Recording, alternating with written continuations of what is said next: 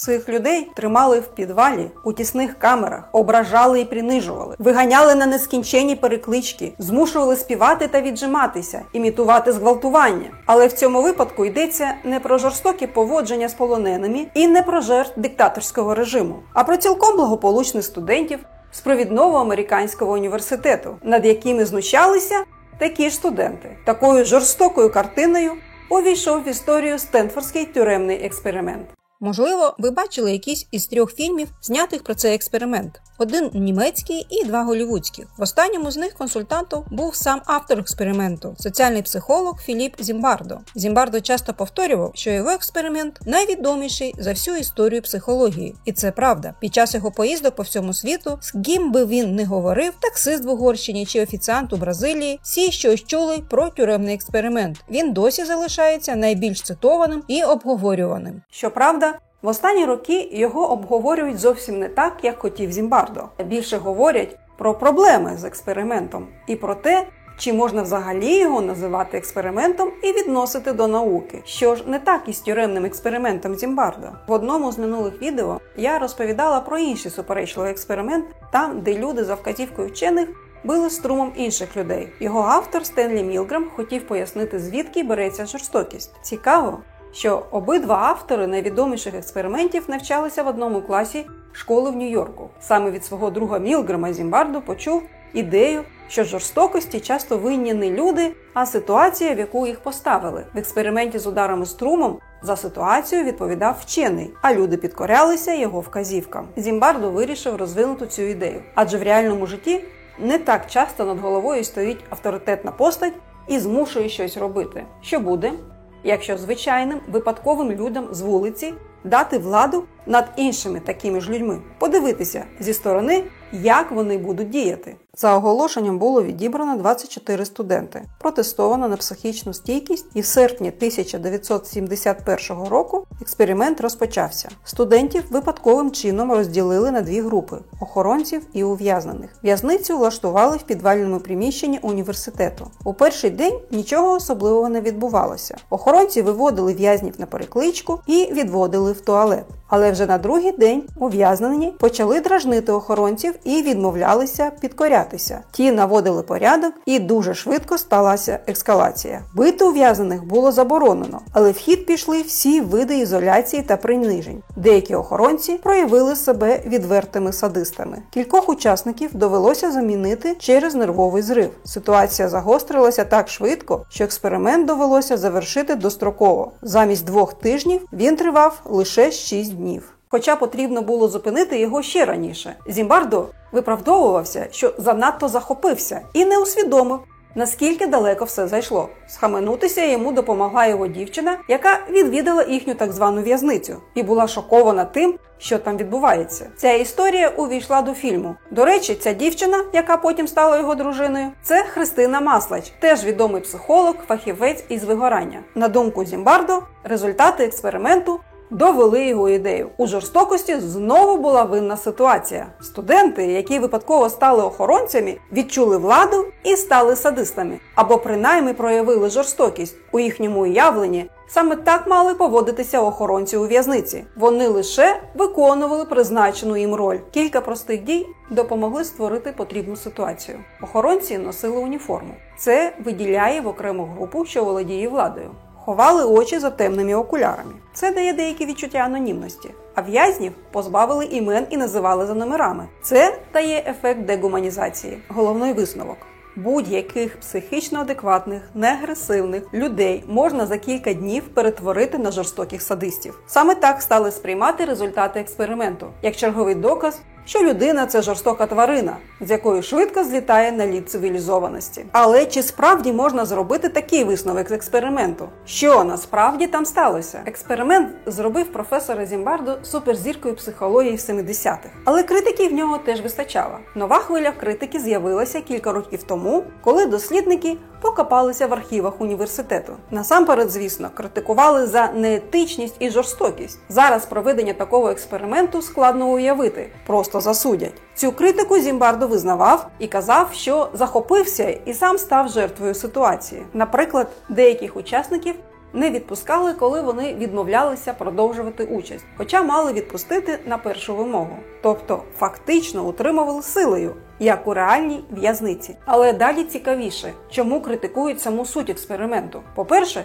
він перестав бути об'єктивним ще на етапі відбору учасників, адже в оголошенні було прямо вказано «потрібні добровольці для дослідження життя у в'язниці». Тобто на оголошення відгукнулися люди, яким цікава ця тема, або які хоча б не проти, що вже сильно звужує коло учасників. Це називається помилка відбору. Якщо відбір не об'єктивний, значить не можна говорити, що результати стосуються всіх. Щоб це перевірити, інша група вчених провела свій експеримент. Вони дали два оголошення. У першому просто говорилося «потрібні добровольці для психологічного дослідження», а в другому спеціально вказали «потрібні добровольці для дослідження життя у в'язниці». Потім провели психологічне тестування тих, хто відгукнувся. У тих, хто відповів на оголошення про в'язницю, були вищими показники агресивності та соціального домінування і нижчі показники емпатії. Це ознаки авторитарного типу особистості, тобто тих, хто схильний наказувати і підкорятися. Далі є багато доказів того, що Зімбардо не був об'єктивним під час експерименту.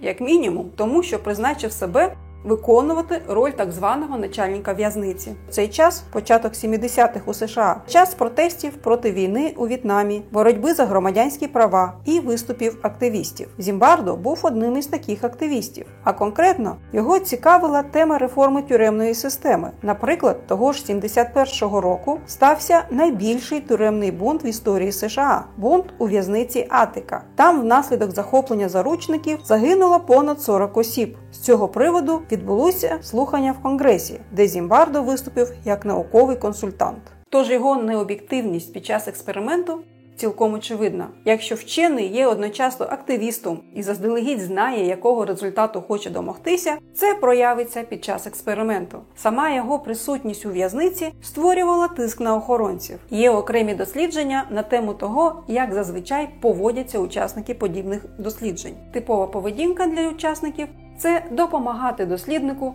досягти результату, підтвердити те, що вчений хоче підтвердити. Це називається ефект хорошого учасника. Під час експерименту вчений налагоджує стосунки з учасниками, а вони вірять, що допомагають добрій справі прогресу науки. Особливо, коли учасники можуть здогадатися, що саме є метою дослідження. А тут здогадатися було нескладно. Мета – довести брутальність тюремної системи. Цікаво, що до того, як студентів поділили на дві групи, ніхто не хотів бути охоронцем. Прогресивні студенти не люблять копів і охоронців, але раз так потрібно, заради науки, то вони були готові. Охоронець, який поводився найбільш жорстоко, його звали Девід Ешелман. Так і сказав в інтерв'ю після завершення експерименту. «Я вирішив, що експеримент має довести, наскільки в'язниці – це жорстоке, нелюдське місце. Я хотів проявити себе. І це було заради доброї мети, тому що показувало зло, що панує у в'язниці». Але якщо і цього всього було замало, то є записи того, як Зімбардо і його помічники проводили інструктаж охоронців, як їм поводитися, щоб бути жорсткішими. Конкретних способів не вказували, але вимога бути жорсткішими звучала. Серед помічників була людина, яка в минулому відсиділа у в'язниці, і він став ніби консультантом з питання, схожий чи не схожий їхній експеримент на реальну в'язницю. Ще є запис бесіди з охоронцем на ім'я Джон Марк. Зімбардо здавалося,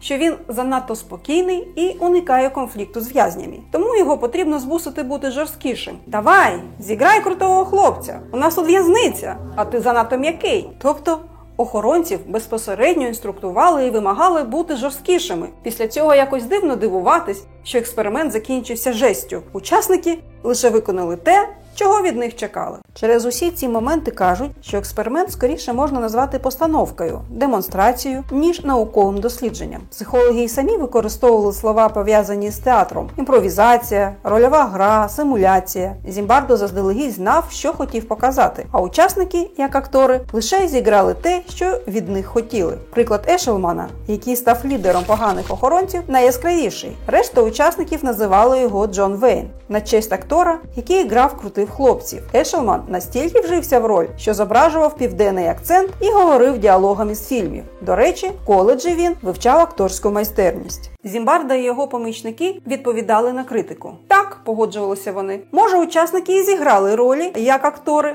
але так буває і в реальному житті. Люди наслідують якісь свої уявлення. А щодо інструктажу охоронців, то без нього в'язниця перетворилась би на літній табір. Цікаво, що фактично так і сталося в іншому дослідженні, автори якого намагалися повторити тюремний експеримент. Воно називається «Тюремне дослідження BBC». Його провели британські психологи спільно з телеканалом BBC у 2001 році. Там теж учасники випадковим чином поділили на охоронців та ув'язнених. Але охоронців ніхто не інструктував, вчені не втручалися. У підсумку охоронці не змогли вжитися у свою роль, зате змогли об'єднатися ув'язнені, і охоронці втратили управління в'язницею.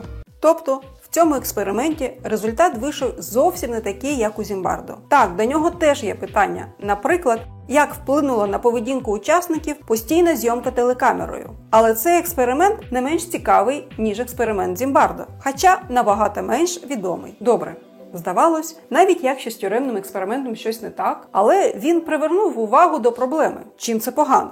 Людям важливо нагадувати, що вони можуть стикнутися з силою ситуації, можуть у реальному житті потрапити в групу умовних охоронців або ув'язнених, тих, хто застосовує насильство, або тих, хто від нього страждає. Напевно, багато хто сам міг спостерігати, як подібне відбувається, як люди швидко діляться на групи, і одна група починає принижувати іншу. Якщо охоронці і грали роль, то те саме відбувається в реальних в'язницях, або у поводженні з військовополоненими, або в приниженні новачків у колективі, або у випадках булінгу в школі. Але науковці насамперед мають скептично ставитися до результатів і не видавати постановки за наукове дослідження, навіть якщо вони мають гарну мету, таку як реформування тюремної системи. Бо далі, якщо експеримент підхоплять ЗМІ і зроблять популярним, то він стає абсолютною істиною. Як це і сталося з тюремним експериментом Зімбардо. Усі нестиковки забуваються і жорстокість починають виправдовувати природою людини. Вчені довели.